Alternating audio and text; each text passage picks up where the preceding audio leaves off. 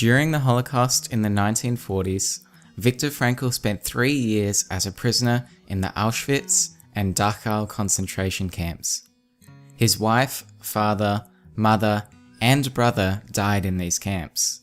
He was faced with extreme hunger, debilitating illnesses, and brutal living conditions.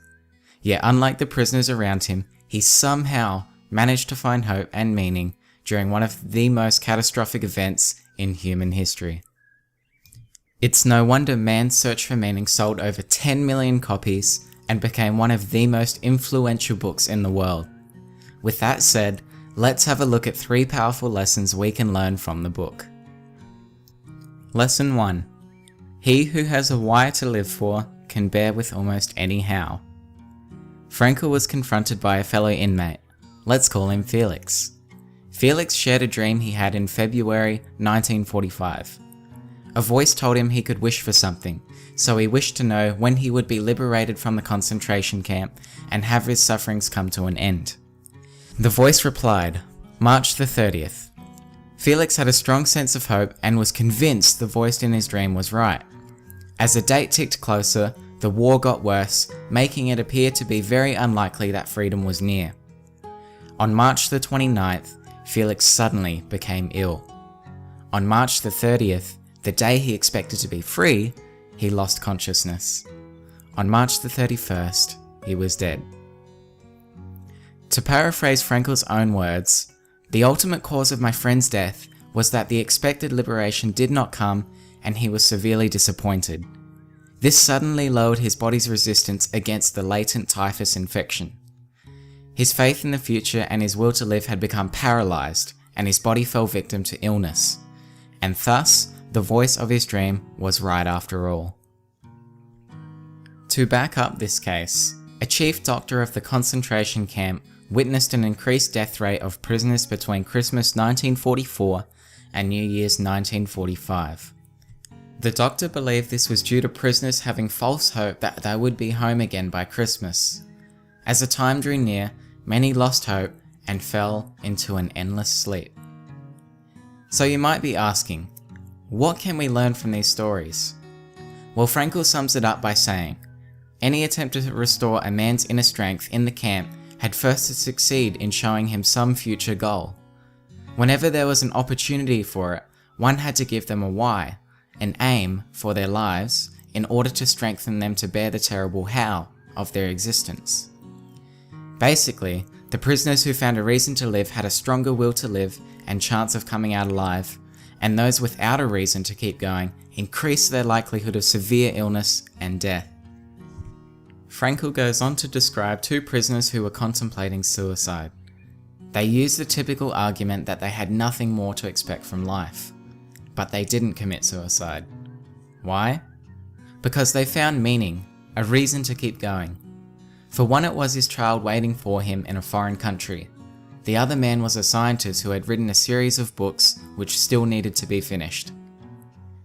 A man who becomes conscious of the responsibility he bears toward a human being who affectionately waits for him, or to an unfinished work, will never be able to throw away his life. He knows the why for his existence, and will be able to bear almost any how. Lesson 2. Love is the ultimate and highest goal to which a man can aspire. Frankl emphasizes that everyone's meaning is completely unique, and that love is the ultimate and highest goal to which a man can aspire. It was one man's love for his child that kept him pushing forward, and for another, it was his love for sharing his findings with the world through books. For Frankl himself, it was a love for his wife that kept him going. He realized the power of love on a cold, dark day where he and his inmates were commanded to march out to a work site.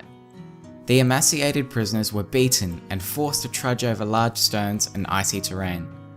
One inmate whispered to Frankl, "If our wives could see us now, I do hope they are better off in their camps and don't know what is happening to us."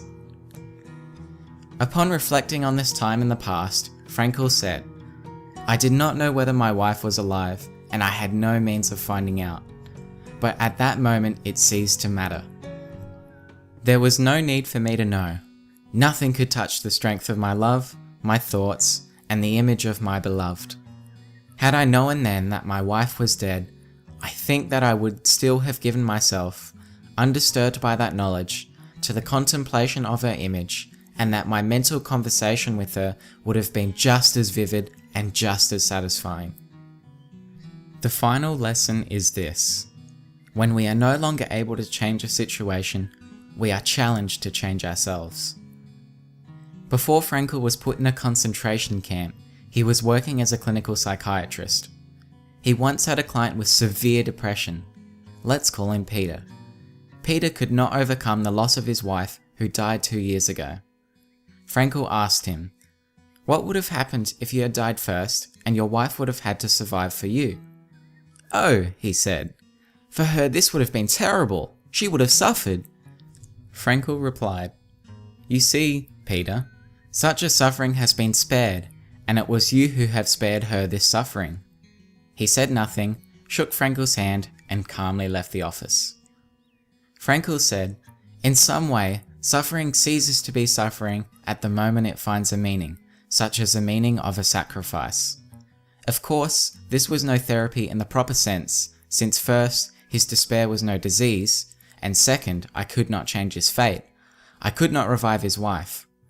But in that moment, I did succeed in changing his attitude toward his unalterable fate, and he could now at least see a meaning in his suffering.